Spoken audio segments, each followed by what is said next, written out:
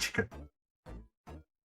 Esse aí é um dos principais fatores que muita gente escolhe jogar Vampiro, né? Justamente ele é um jogo mais focado em política e menos focado em combate tático. Porque a gente estava parte de um compilado do que a gente conversou aqui hoje já. Da dificuldade que é o combate tático, do jogo não ser feito para isso, para essa quantidade de testes, esse tipo de interações, mas para ser tratado de forma política. Justamente aí a gente volta Máscara, Camarilla, Elysium. Galera, a gente tem uma série de pessoas super poderosas, super perigosas, super não desejadas e não naturais aqui. E a gente precisa fazer o mundo funcionar, a gente precisa fazer o mundo girar sem que a gente fique exposto, sem que isso Tem que exponha colocar nossa um alvo na vida. gente, né? E sem que a gente mate uns aos outros, porque grande parte do jogo dos vampiros é um jogo de poder. Eles vivem ali num mundo onde o poder é o que mais manda. Tanto que poder em forma de informação, que é a questão do Nosferatu, o poder em forma da geração mais baixa, que é a eterna busca dos vampiros ali, sempre querendo baixar a geração para ter mais poder, para ter mais cria, para poder mandar em mais gente e assim por diante. Então, da mesma forma, se você tem poder político, seja ele político na vida, no mundo mortal, ou político dentro do mundo pós-vida ali, né? Do mundo vampírico, você tem vantagens. E meio que muitas vezes essa é a moeda de troca do jogo.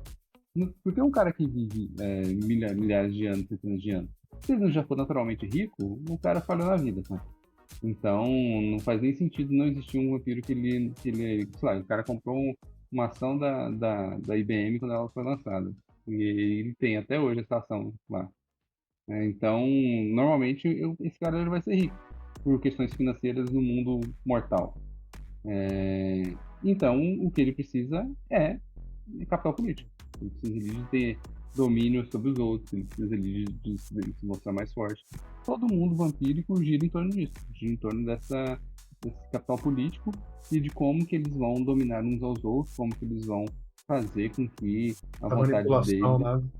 prevaleça em relação a isso. O Bruno até falou mais cedo sobre muitos dos poderes serem relacionados à manipulação. A gente olha dominação, a própria presença e outras questões que envolvem também esse tipo de dominação mental ou dominação por meio de laço de sangue, o Malca da Valderie lá do Sabá e etc.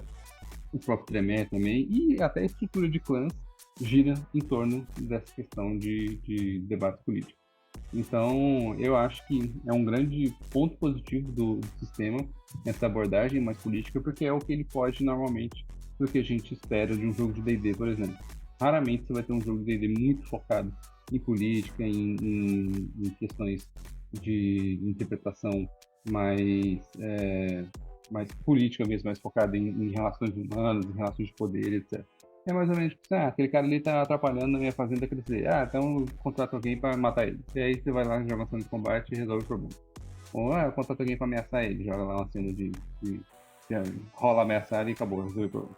E aqui não, aqui tá todo mundo precisando de resolver as coisas de uma forma política sem destruir uns aos outros, porque existe também um equilíbrio entre as coisas, precisa existir esse equilíbrio, então você não pode simplesmente destruir tudo. E até quando você joga para os jogadores falar assim, ó, a gente precisa que esse fazendeiro saia daqui. Você joga para os jogadores e fala, ó, reajam do jeito que vocês acharem que vocês têm que agir, porém saibam, atitudes têm consequências, né? Então você sabe que a ideia é que normalmente a agressão física seja a última opção, porque a ideia é que os jogadores descubram outros métodos para conseguir tirar aquele fazendeiro de lá, né? É porque eu acho que o jogador tem um pouco de dificuldade às vezes de captar, e é um pouco que o Mal aí falou.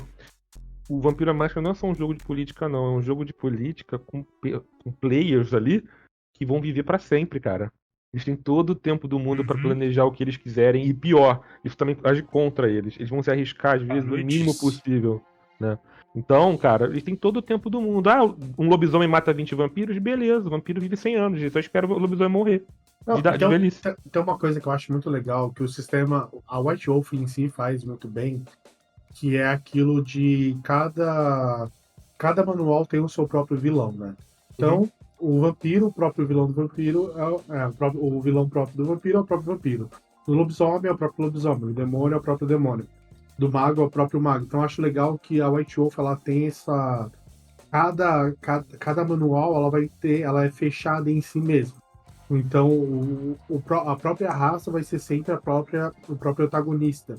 Então, que nem você falou deles não quererem se matar, mas de vez em quando os vampiros estão planejando sim, tipo, matar. Ele não quer matar descaradamente, mas ele quer matar por debaixo dos panos.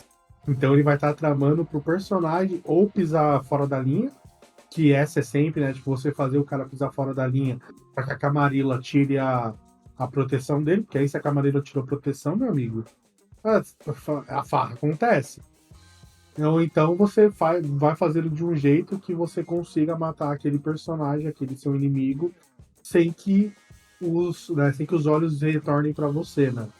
É muito disso, é essa politicagem. Que é uma politicagem que eu acho que que a gente consegue ver bem no Game of Thrones.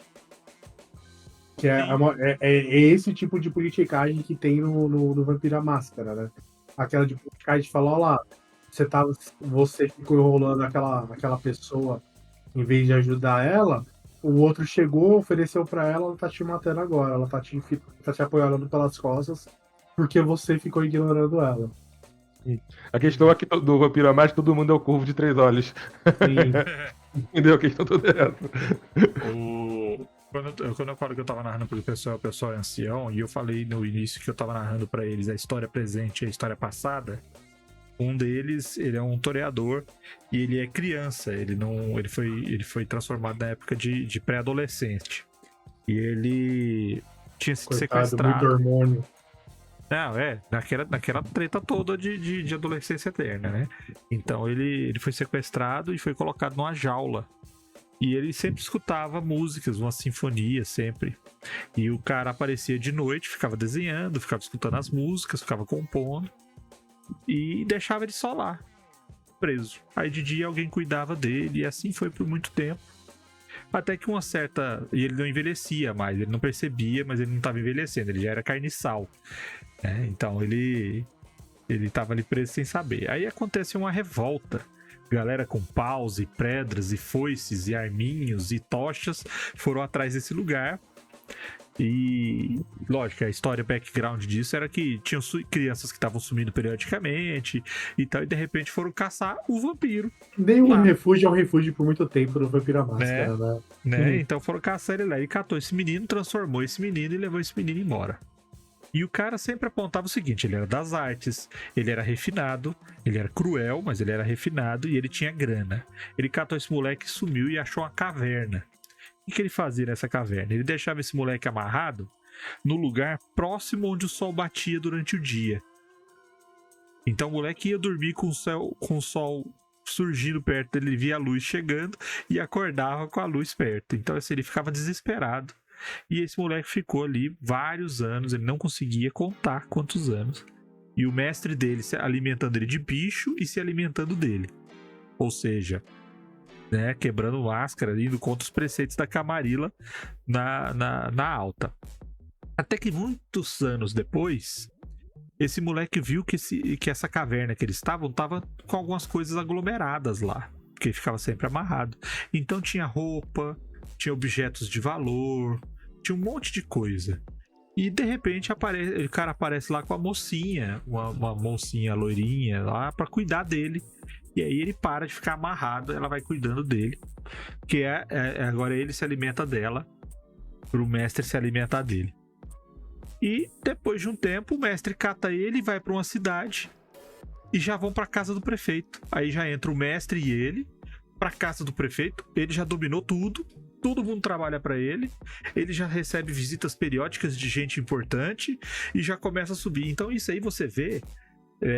pro personagem que ele é um recém-transformado e ele era meio que o escravo do mestre dele, vamos falar assim. No background, o que estava acontecendo? O mestre dele tinha perdido o primeiro local dele, foi para uma outra região longe e depois de anos ele começou a fomentar alguma coisa, né? Contato, influência, aparecia, favores, e De repente ele já tava na casa do prefeito, mandando tudo e tramando uma revolta pra tomar conta da posição pra ele ser uma espécie de líder ou de influência poderosa lá. E aí, Coronel.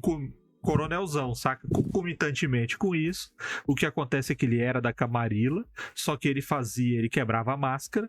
A primeira revolta foi uma caçada de sangue, só que a Camarilla é esperta, ela não faz os vampiros ir atrás dele, fez o povo ir atrás dele. E aí ele conseguiu escapar. Quando ele chegou nesse local e começou a quebrar a máscara de novo, tem uma revolta popular.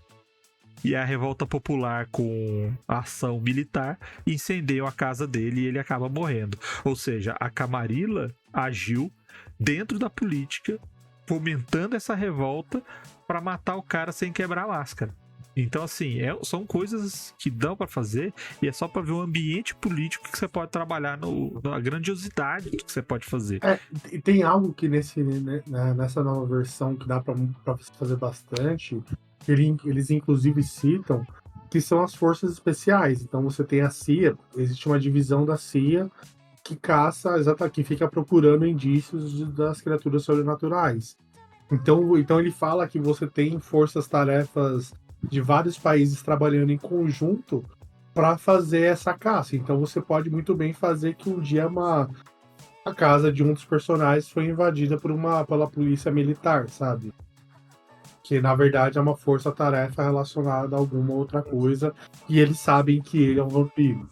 Raramente a Camarilla vai mandar pra casa de algum personagem ou de algum antagonista deles um furgão com 20 carniçais armados, com fuzis e tochas. Muito raro isso. A solução geralmente é um pouco mais criativa. É a política, é uma tuba enfurecida. Não, mas só para equalizar, o que eu falei não foi a Camarilla mandando carniçais, tá? Não, a sim, isso que eu tô falando, fez uma revolta popular. Uhum. Opa, valeu por seguir a gente. Tem aquela coisa que eu falei, né, da Camarilla tirar a proteção dela sobre um vampiro. Cara, ela não precisa fazer nada, só dela tirar a proteção. Cara, aquilo lá pro vampiro, mano, já é muito. Porque qualquer ser que quiser matar aquele vampiro, ele pode e não vai ter nenhuma retaliação. Então, assim, só dela retirar a proteção já é tipo, cara, deu merda, eu preciso ir embora.